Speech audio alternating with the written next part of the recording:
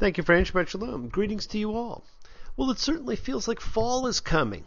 Here in the Northeast, we got to really enjoy the 10 days of summer that we had. Now, I got a great email from an old pal of mine. It was one of those fascinating facts ones that is simply really cool. Except it was off by a year. You see, it was a phenomenon from 2014, except he thought it was for 2015 because that is how the email went to him. Anyhow, it was a phenomenon that you all got to enjoy. You just don't necessarily know at the time. And I believe I mentioned it, but I will mention it again. It was something that occurs once every 823 years. And since he was wrong about the year in which it occurs, maybe he's also wrong about how often it occurs. Maybe it's more common than we realize. Anyhow, last August, there were 5 Fridays, 5 Saturdays, and 5 Sundays. Now, that is cool, especially if it does happen only once every 823 years, and we got to enjoy it. And thank you, Alan. It is always nice to know that you not only enjoy the show, but that you enjoy the greetings and the patter that oft accompany them. I appreciate the kind thoughts, the comments, the time you take to listen and respond. As Bob Dylan's saying on Do Right to Me Baby, you got to do unto others like you'd have them, do unto you. I do try and treat everyone the way I would want to be treated. I like to think most of us do that, and for those who don't, it is never too late to start. Now, the other day, I gave my almost annual talk at Adam's Day, an event sponsored by a Sufi Muslim group to honor and celebrate the father of all humanity. And I like to make it an Adam and Eve Day, honoring the mother and father of all humanity. And I've been asked to post that to our channel, and I will try and do that this week or next. Now, usually they have whirling dervishes perform. Not like the Tasmanian devil kind of whirling dervish, but the real ones. And if you've never seen them, they are a sight to behold. Unfortunately, they could not attend this year. Perhaps they were off whirling around somewhere else. They are different, and if you ever do get a chance, see them whirl. Different and differences, friends. I mentioned last week that this is a book filled with them, and in many ways, they help confound more than they help clarify. You see, in many ways, this book does not fit the other books. It is just too different. There are a few possible reasons. Perhaps this truly was a Mishnah HaTorah, a repetition of the teaching, written by a king as was prescribed, and therefore there would be slight differences. After all, it was missing for hundreds of years. And perhaps this was the one true book of Moses, and at one point all there was for the rules, the laws, the code of living, and all the other books were fit around it. It does not matter. What matters is how you perceive and choose to deal with those differences. In some cases, they say things that seem quite different to what was said in the other books, and that becomes confounding. Which do you listen to? Which do you follow? You see, there is always a choice. Friends, this is Re'eh See. I love how the Parsha opens. Deuteronomy 11:26. See, I'm putting in front of you today a blessing and a curse. The blessing, when you listen to the commandments of Adonai your God that I command you today, and the curse if you won't listen to the commandments of Adonai your God. Great choice. Pure black and white. Do or don't do. Now that sounds like something Yoda would say. And the first law put in front of the people is to wreak total destruction on the places of worship of the people they will dispossess. And friends, somehow, so much of the destruction, annihilation, wanton execution is anathema to how we view life. It is also opposite to what has always been done by just about everyone. By Abraham, by historical Israel, what the Catholic Church did and what conquering Europe did. See, sacred sites have always been taken over and adapted, not destroyed. That is the history of man. Friends, this is a Parsha that simply once again highlights and summarizes certain things told before. It highlights the chosen place of worship, the centralization and control of worship, tithing, sabbatical years, the great called for holy days, Passover, the Feast of Weeks, what we call Shavuot, which means weeks, the Feast of Booths, Sukkot. It's called something else in a prior book of the Torah. Surely you remember. It was the ingathering festival there. These are the 3 gathering festivals. And what I want to talk about, this Parsha revisits the idea of clean and unclean foods. Otherwise, what has become known as the kashrut rules, rules which to this day have never been properly explained. But friends, it is not even that list of foods alone that I want to highlight for you. That's a study in itself. But instead something said, you were not to eat unclean, not to eat an abomination. But these terms themselves are not defined as to what is and is not. There is no definition of clean and unclean, of what an abomination was. Yes, there is a traditional list of animals, birds, fish, but no real because. It's strangest of all. That while you cannot eat anything that died naturally, and I get that, you can sell it to foreigners or give it to the stranger in your midst. And this, my friends, more than anything, goes against the sacred rule of one law for all, and that is confounding in itself. Deuteronomy 14:3. You shall not eat any offensive thing. This is the animal that you shall eat: ox, lamb of sheep, and lamb of goats, deer and gazelle, roebuck, wild goat and bison, an antelope and mountain sheep, and every animal that has a hoof and that has a split of hooves in two, that regurgitates its cut among animals, you shall eat it. And of course this is then followed by a list of exceptions, including the pig. But why is an animal offensive? You shall eat this out of all that are in the water. You shall eat every one that has fins and scales, and you shall not eat any one that does not have fins and scales. It is impure to you. But why is it impure? And you shall eat any pure bird. And this is what you shall not eat from them: the eagle and the vulture and the black vulture and the kite and the falcon by its kind. And friends, again, what's a pure bird? And we're not actually really sure of what most of these species that are mentioned really are. And every swarming thing of flying creatures, it is impure to you. It shall not be eaten. You shall not eat any carcass. You shall give it to the alien who is in your gates, and he will eat it, or sell to a foreigner, because you are a holy people to Adonai your God. You shall not cook a kid in its mother's milk. A kid in its mother's milk. This is the third occurrence of this command. The other two were in Exodus 23:19 and 34:26. And here, surprise, surprise, it is different. It is the first time that it is grouped with the laws of forbidden animals. It wasn't before. It does not appear in the corresponding list in Leviticus 11. Its origin and purpose are thus different from the other dietary laws. Its original meaning may have been ritual or moral, as we talked about, but it belongs to a different category of law from the prohibitions of eating pigs and other animals. But it has been blended into the regular kashrut rules now as the prohibition of mixing milk with meat. Now, people have built industries on the kashrut rules. What is allowed and what isn't? And people have often wondered what to find clean, what to find pure. It's actually not necessary. The answer is right there, to borrow from last week, because that is why some foods can be eaten and others cannot.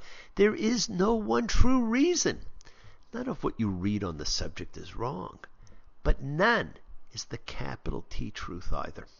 Friends, religion, all religion, is founded on man's interpretation of what Spirit suggested.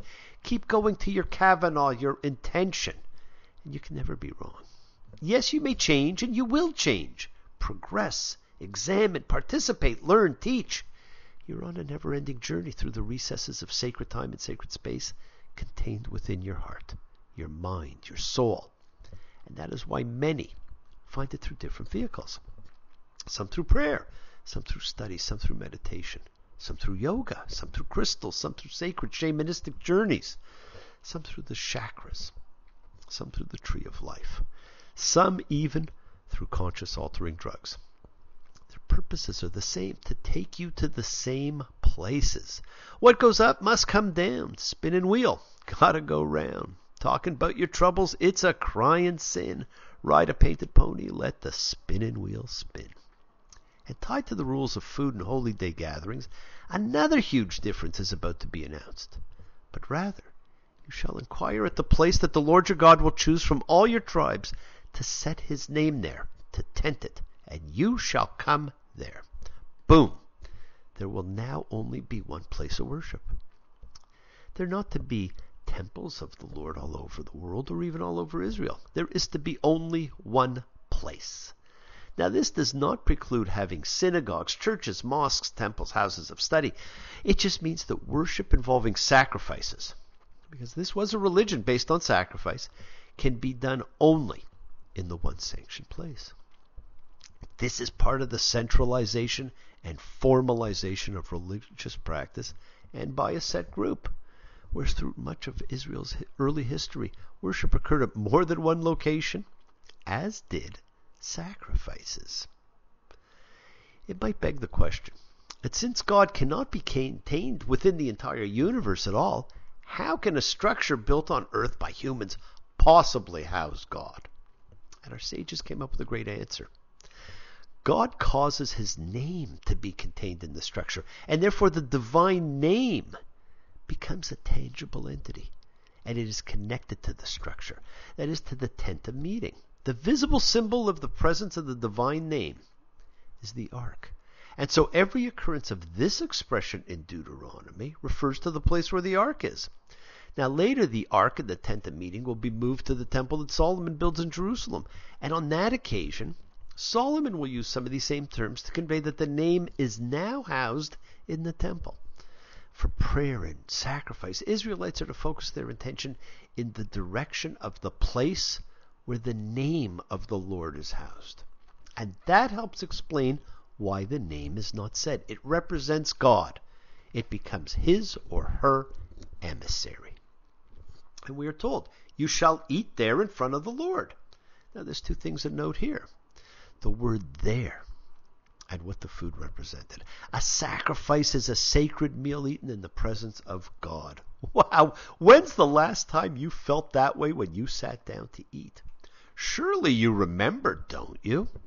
To slaughter and to sacrifice in ancient religious practice were two inseparable acts, but not anymore. Friends, animals' lives cannot be taken in a thoughtless way.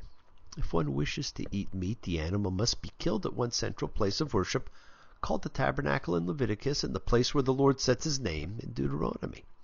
Then instead of slaughter, one participates in holiness when one eats the meal. The meal then includes a component of reverence for the animal's life and affirms a belief in the unity of God. What a fantastic concept, and one which we have gotten so far from. Now, the whole point of Adam's Day was to remind people we were all one family. We used to honor that at every meal. We are connected to everything, not just man. But you can reconnect to that. Nothing says you cannot have that mindfulness, that reverence, when you sit down with your friends, with your family, to share a meal, a sacred moment of time. And in our book of differences, what was not allowed in Leviticus is allowed now, because with this comes another great difference. See, the people may slaughter an animal in a non-sacrificial way, that is secular rather than ritual slaughter, at any other place than the temple. Then the same laws apply as would apply to animals that are killed by hunting, such as gazelles and deer. The blood must be spilled off and not eaten, and only people who are in a condition of ritual purity, such as the priest, may eat sacrifice meat. But this secularly slaughtered meat can be eaten by anyone, pure or impure. Suddenly, there was now meat for all, at any time, any place. The ancient belief system was different, and the people of the time understood. You see, the Torah distinguishes between ethical and ritual. Ethical sins, those that occur between a human and one fellow human, theft, for example, those are judged in terms of each individual person's actions, and the person's intent is crucial to be taken into account. Ritual sins, those are that occur between a human and God, blasphemy, for example, are judged in terms of zones of holiness or groups of holiness, and intent is not an issue. See, all of this seems foreign and somewhat barbaric in our time, and that's because Israel has not been a religious state for 2,000 years, and after the destruction of the Second Temple, ritual became less central in Judaism, and emphasis on ethics arose. Friends, too much of our rules have come to us out of fear. Shouldn't it be from love instead? I want you in your readings to notice also two huge Passover differences. Deuteronomy 16:3 says, "You shall not eat leavened bread with it," meaning the sacrifice. 7 days you shall eat unleavened bread, the bread of degradation, with it, because you went out from the land of Egypt in haste. It was the bread of holiness. Now it's the bread of haste. The phrase that dominates our Seders. And an even bigger difference. You may not make the Passover sacrifice within one of your gates that the Lord your God is giving you, but rather to the place that the Lord your God will choose to tent his name. There you shall make the Passover sacrifice in the evening at sunset, the time when you went out from Egypt. And you shall cook and eat it in the place that the Lord your God will choose, and you shall turn in the morning and go to your tents. Did you notice? Now the sacrifice is centralized. It used to be wherever you were, and you observed it at your home. This was the most important holy day in the Torah. So it could be observed wherever you were, not now. Now it's centralized. And just how did Moses demonstrate this book of choices? Do or don't do, be blessed or be cursed, be there or be square, to an illiterate populace. He pointed to two mountains, my friends. Mount Gerizim is on the favored right hand, and Mount Ebal on the suspect left. Gerizim is covered with vegetation, whereas Ebal is desolate.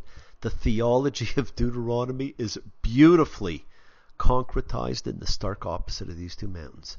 For the book repeatedly stresses the forking alternatives of prosperity and disaster, depending on Israel's faithfulness to God's laws.